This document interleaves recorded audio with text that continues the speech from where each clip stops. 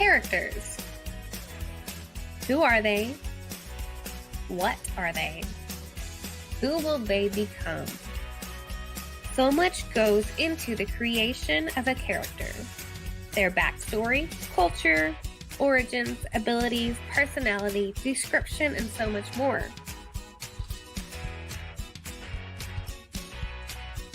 As a reader, we only get a glimpse of what truly goes into the development of each character. So sit back and relax as we explore characters in depth on this week's episode of Character Driven with Madilynn Dale. Hello, everyone, and welcome to another episode of Character Driven with me, Madilynn Dale. I have another fantastic author with me today, and we are going to be chatting about one of her awesome characters. So first, go ahead and introduce yourself and tell us a little bit about the book that we'll be chatting about. Well, hello, everybody out there. My name is Roe Braddy. I live in Pennsylvania. I have written, 10 books, I think. The book that we're going to talk about is the book I released, and it's been a whole year. And it is the first book in a 3-book series, and the title of the book is called Scarred. And it is amazing, guys. I've actually been privileged to read this and the next, I think 2 books. Did I read all? I don't remember if I read the third one or not. I think that's on my to-do list. But it is a fantastic story. And the main character is Nezzie, and she is amazing. So, Ro, go ahead and tell us a little bit about Nezzie's backstory. Oh, well, Nezzie does have quite the backstory. Well, first of all, both of these characters, Nezzie and Matthias, are sort of patterned after my parents. Nezzie has so many, I don't want to call them issues, but she has so many heavy burdens. That's what I want to call them. She has so many heavy burdens that she came into this story with, that she started off with. And along the way, love finds her, Matthias finds her, and lifts these heavy burdens from her shoulders. And after that, she becomes this delightful, warm-hearted, loving woman that she never thought she would ever be. And the story itself takes place in the 60s. I enjoy writing historical romance simply because I enjoy research. I am a history buff. And sometimes that's my struggle, is that I'll spend so much time delving into the history that's like, oh yeah, that's right, I gotta write the book. But a lot of the character Nezzie are been developed from the stories that my parents told me. They lived some really incredible lives. They really did. That's really cool, actually. And I don't remember if you told me that you based her off of them or not, but I like that because do you feel like it gives you more of a personal tie to her character? It did. My mother's name was Inez, but my father always called her Nezzie. So that's where the character's name comes from. And the male character, Matthias, my father's real name was Matthias, but it's funny, nobody ever called him Matthias. And I thought it was I tried to convince my husband for us to name our son Matthias, but he just really wouldn't go for it. He was named after his father. But I love the name Matthias. And actually, Matthias is one of the 12 disciples, and he was only ever mentioned in the Bible, in the book Acts, the 26th chapter of Acts, only ever mentioned once. And my father had a friend that used to tease him about, only being mentioned once in the Bible, that, whatever happened, you couldn't even be one of the 12 disciples that were mentioned all the time. You only got mentioned once. So those kind of little things I wanted to put in there. That's cool. And at least his name was in there, right? Yeah. So, I mean, Mm-hmm. you can't say it's not. So with Nezzie and Matthias, what do you think was the biggest struggle Nezzie faced with building that bond with Matthias? letting go of the past. She really struggled because I don't want to give away the story. Yeah, it's hard not to. She had some issues that carried her through most of her adult life. And when she met Matthias, she kept thinking, oh my gosh, he's really too good to be true, and he can't be. And that was the biggest obstacle of not believing that she could possibly deserve that type of love. And that's heartbreaking. Mm-hmm. I'm trying to think if I ask this question, if it will give too much away of the story. So as she moves past the things that hold her back, does her character develop into a better person? Yes, most definitely. In the first, well, this is a 3-book series. So when you read Scarred, you find Nezzie, and it was funny because my beta readers thought, man, she's cold, man, she's hard. But I wanted to write that first story where you just saw like this butterfly emerge, you know. So I think she does change. You know, she's one of those characters who's redeemable, but in a good way. You know how you have a villain. Mm-hmm. Villain becomes this redeemable character, but she's redeemable, but in such a different way. That's a good example. I like that. So with her personality being kind of cold at the start of the book, how did you get in the mindset to write that and bring that out in her character? I just kept basically thinking about, if you have gone through something where you cannot trust, it's kind of hard to be like this warm, loving person if you can't trust. Trust makes us let down our guards. And she couldn't trust. So she always had that guard up. Makes sense. Mm-hmm. And with this being a historical romance, what were some of the things you found that stood out in researching that time period? Well, the story takes place in the South. In the 60s, it was part of the Great Exodus, where African Americans seeking, religious freedom, social economical freedom, freedom from racism, they came up north. And this was so much part of my childhood and part of my parents, of what I grew up with.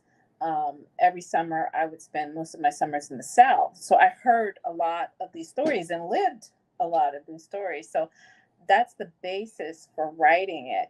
But then also realizing that I wanted to show how this couple progressed from where they started at in the South. Mm-hmm. And I moved it to, once they left the South, they went up north, and then part of it was the neighborhood I grew up in. You know, I grew up in Pittsburgh, and my father was a steel worker. Ah, I did not know that, because that's what Matthews is, right? Mm-hmm. And then, sorry, let me not go off on that train of thought. I can gush about your books forever because I really like them. Okay, so Nezzie in the story, let's talk about her job and how that influences the way she interacts with everybody she meets. Oh, yeah, she was back then in the 60s. If you were a waitress and you worked in a bar, you were considered a barmaid. Mm-hmm. What they called them. So she was a barmaid at the Copper Pipe Lounge, and it was kind of like this jazz place where all the great jazz artists started. But she was just there for the money. Mm-hmm. She loved jazz, but she really, like I bet you if you could picture Nezzie and another barmaid, Nezzie would probably be the one who did not make as many tips as the other barmaid did because of her personality. Oh. Like, yeah, the other barmaid probably made so many more tips because she was like, "Hey, how you doing? So good to see you." Nezzie would be like, "What do you want to drink?" There would be no like conversation had with Nezzie. Yeah. Yeah. So Mm-hmm. I'm trying to remember, does her personality change with that whole atmosphere as she kind of loosens up and lets go of the past. It does, but then there's this one character that keeps her from loosening up her personality at the bar. She has a stalker. Yes, I totally forgot about him. Yeah, so she's and that is I developed this character, and he's just a secondary character. He's not even in any of the other books, and he's not even in that one for very long. Is that I needed to bring her past back to her present somehow. And then And I that was a very good, I feel like a very good way to do it. So, thank you. But I also and make oh, sure that Matthias was looked at as, the white on the night horse, the on the white horse that comes to rescue her. So it's your classical romance, because he does rescue her. yeah. And I also liked, and was it common for gentlemen to walk a lady home after their shift late at night like he did with her? A lot of this I kept thinking about when my parents told me they courted each other. You Oh, My father would come over and they would sit on the front porch. And my mother, now there's a whole other ball of wax with my mom, her two sisters, and how they grew up because my mom didn't grow up with her mother. But her grandmother was extremely strict. mhm. And courting for my mother was sitting on the front porch and having a glass of lemonade and having somebody, a chaperone, look out the window and see what you were doing. So that was kind of the mindset of what dating, courting was like for Nezzie and Matthias. I liked that aspect because it was very old timey, like take you out of like the current day thing. And Uh, I felt like it was very sweet. So I liked that. And as you pulled that into the story, did you find yourself getting lost in it yourself as you were writing? I did because, like I said, it took me back to when my parents told me about when they first met. My father, I always said, as I got older, I realized how shy he really was. And my mother was actually like there were parts of these characters, like some of the things that had happened to my mother as a younger woman had actually happened. But my father was this very quiet, shy man, you know. And my mother would be the one who was telling me all these stories about when I first met your daddy. She would tell me these stories, and he would just kind of sit there and just like, yeah. He'd always say, "Yep, she was my good thing. She still always will be." So I just pull like little bits of things that they would say into this because that was the running theme. And when Matthias would always said, "Nezzie is my good thing." Oh, that is so. I love this. Like, I love getting the backstory of this because these characters they all sound very personal to you. Like, it's almost like they're family. Mm-hmm. Mm-hmm. That's so awesome. So, in creating the other characters around Nezzie in the story, did you visualize them interacting the way they did? Or did it kind of come as a surprise how things ended up? Well, when you read Scarred, and actually, Scarred is more about Ed and Mavis. Hmm. When surrendered, that's where you really get to the crux of the relationship between Matthias and Nezzie. So it's these two couples who intertwine together because they both come from the South and they both have that in common. So like, they end up kind of living in the same little melting pot neighborhood. I thought that was really unique how you put them so close together and then they discovered how close they actually are to knowing each other later. Mm-hmm. That was that, and I think I read the books a little out of order because it threw me for a loop because I was like, "What? They know each other?" So, and it was just I don't know, it was amazing. But the real incident that happens in their past, I'm gonna try to be as like non spoiler as I can with it. what mindset did you have to be in to create that scene? Because it was a very hard scene, personally, for me to read as a reader, because it was emotional and yeah. Um, I took myself back as a young girl sitting at my dining room table with my parents and remembering the distant look that my father got in his eye when he shared some of his childhood stories. And I remember, like I said, basically I always say I am a sharecropper's daughter. And my my father in particular had a really, really hard life, you know. So I took myself back to those stories that he shared with me about what life was like for him. You know, that particular incident in the book did not happen, but I think as a writer, we draw on what we know so we can Hmm. create something very similar to something that we know. And I kept thinking, you know, and the title Scarred is very much tied into the incident that happened. Hmm.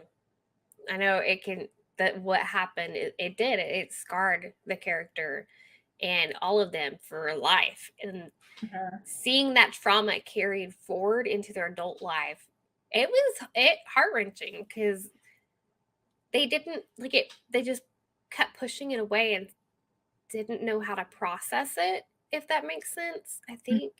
Mhm. And I feel like with Nezzie's character, you kind of show readers how to work through that in a healthy way. Hmm. I didn't think about that aspect, but I think by the time you get to the third book, which is Waiting, there is Scarred, Surrendered, and then Waiting. Once you get to read about Nezzie in Waiting, you find that she still had some difficulties at the very beginning of Waiting, but I think the goal for me, or the challenge, was making the readers realize that love changed everything, because you know it, after all, it is a romance and we have to have an HEA. Yes. Yes. That is true. And I loved the ending because it was a very happy ending. So, the covers, let's talk about this, because I remember you mentioning that the images you chose were very important, correct? Mm-hmm. Mm-hmm. So, let's talk about the representation there in those covers. Well, for a while there were some of my readers who said that, well, I didn't feel 1960s with the cover, but I didn't necessarily want you to feel. I wanted you to feel like you knew this woman, whether was not, you know, I didn't want the period dress of 1960s. I wanted drama. I wanted something where you would feel like you knew this woman, you know. Um, Guard, I just kept picturing, I would close my eyes and see the color red. So I knew I wanted something with blazing red, you know. Um, and then by the time we got to Surrendered, I wanted I wanted a picture of a woman who looked surrendered. Hmm. Just the posture alone, I felt like, wow, she looks like she's starting to surrender. And That, then when we got to Waiting, I really wanted to kick in with the whole musical because it's very Art Deco. yes. Yeah. And they ended up being gorgeous covers. So, Oh, thank you. I like that you've put thought into everything that's gone into these stories and these characters, because it makes them more realistic, as well as tying them into their romance. Hmm. Building the world around them. I know you said you've kind of taken different aspects. Did you find anything difficult in building the world around them? I know you lost yourself in the history a little bit. Like, was there anything in particular that you may have tweaked a little bit in their world? Um, I actually felt like I really did a lot of research, and like I said, my parents grew up in that particular time. Um, trying not to make it too history like, because there were parts of it, like I said, we were talking about the Jim Crow South at the very beginning of those books, and then we moved into the civil rights movement where, you know, some of the characters were struggling with having to ride a bus and sit at the back of the bus. They were just a bit talking about, you know, the civil rights movement as it related to that particular issue, you know. Mm-hmm. So I didn't want to, like, I could have put so many more facts into it that were history related. I just wanted to touch on them, but not Yeah. dig into them. Yeah. So as far as the world building, I wanted the reader to feel the era of the time, but I didn't want them to focus on, like, oh, okay, so we're talking Rosa Parks, Martin Luther King, that thing. I didn't want them to go that far. Okay. Mm. Does Nezzie have like an underlying message that you hope readers pick up when they meet her character? Oh, most definitely. Um, that you can be scarred from your past, but there's also going to be that opportunity if you let go, that love will find you, and love can change everything. What was your favorite part about creating Nezzie's character? Um, Going back and literally thinking about some of the stories that my mother had shared with me.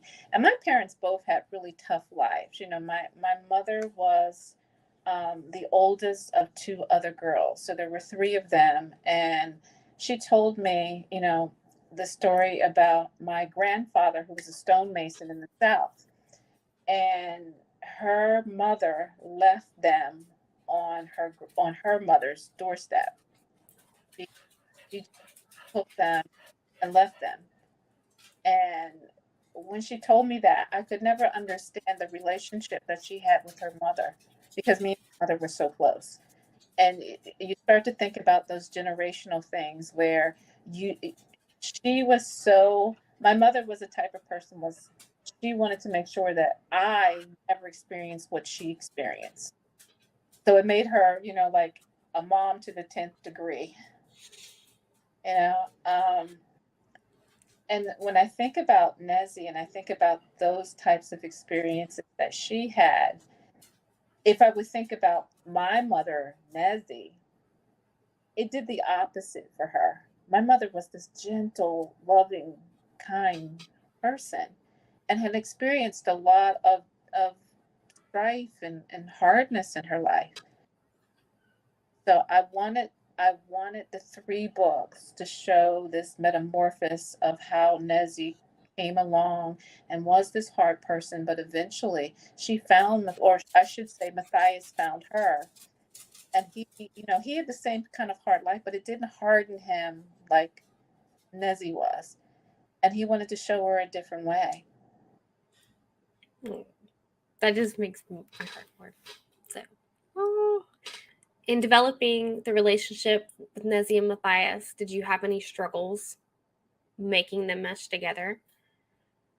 Yeah, he did, but I guess the struggle for me was I wanted to keep them as novellas. I wanted to keep all three of them short, but I wanted to build on these characters. Like I said, you start off with Ed and Mavis, and then you move into more Nezzie, and then a little bit of Matthias, and then the two of them together. So I think the struggle was knowing how I wanted to have the format, but not overtelling the first part of the story again. Mm-hmm. They were two different characters. They were Ed and Mavis, and then Ed and Mavis had to connect and still be part of the story when you got to Surrender. So I think that was the biggest challenge for me. Nice. At the end of Waiting, I know I'm kind of jumping ahead. The two, they finally come together. They're in a relationship and everything. What do you foresee happening in their future after that? I know there's not another book there, but do you maybe in their head have them? No, Maddie, I've been torn too because somebody else asked me that. They're like, oh, I was forgot what I was going to say. Oh, About another book? I was thinking about because there is in the epilogue. I tell you what happens a year later.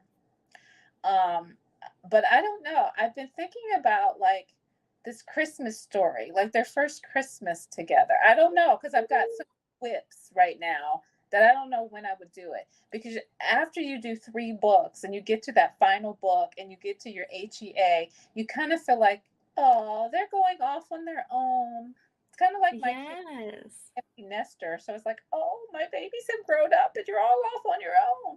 And that's kind of I feel like with, all four of the characters. It's like they're living somewhere, they're in Pittsburgh right now and they're just having a blast. You know, maybe they're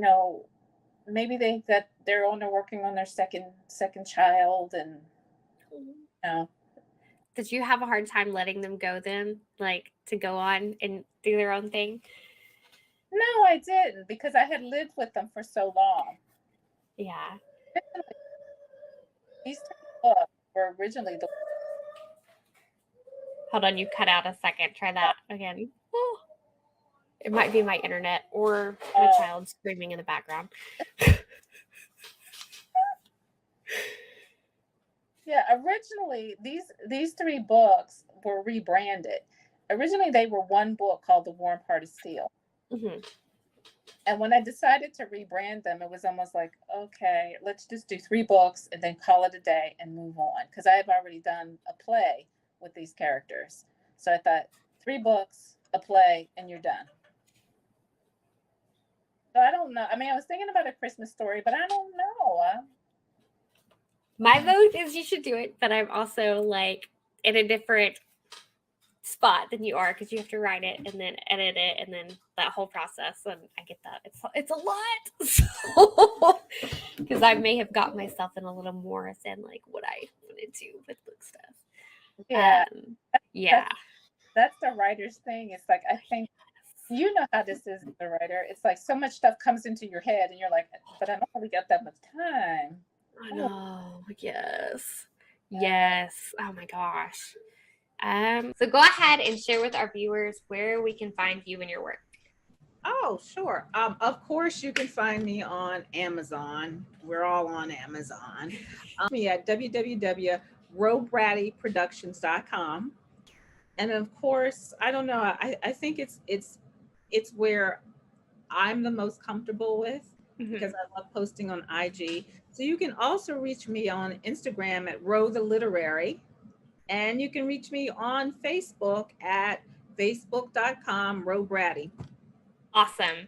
All right, guys. Well, this is Roe Braddy. Make sure you check out her novellas and her work coming out. You do not want to miss this series, guys. It is awesome. Miss Roe, thank you for being on our show today. Well, thank you for having me. Remember, it's always time to go indie now. Thanks for watching.